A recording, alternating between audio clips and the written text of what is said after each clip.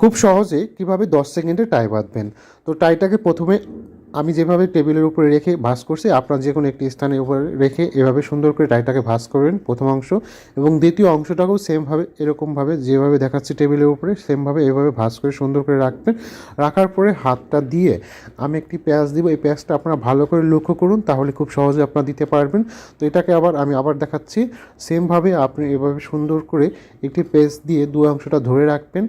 দেন টায়ের যে চিকন অংশ থাকে সেই অংশটাকে আপনি যে পেঁয়াজ দিয়ে দুটো অংশ গোল করে রেখেছেন বা ফাঁকা অংশ রেখেছেন এটার ভিতর দিয়ে আপনাকে নিয়ে আসতে হবে টায়ের যে বড় মাথার যে অংশ আছে সেই অংশের দিকে। দেন আপনি দুটো মাথার অংশ এভাবে চেপে ধরবেন এবং উপরে যে একটি ফাঁকা অংশ হলো সেটাকে আপনি টেনে একটু বড় করবেন, তাহলে দেখতে পাবেন যে টায়ের গিটটা টাইট হচ্ছে বা সুন্দর হয়ে আসবে। আপনি এভাবে টায়ের গিটটা আরও আস্তে আস্তে করে সুন্দর করে নিতে পারেন, হাতে নিয়ে সুন্দর করে এই গিটটাকে আপনি আরও সুন্দর করে নিতে পারেন।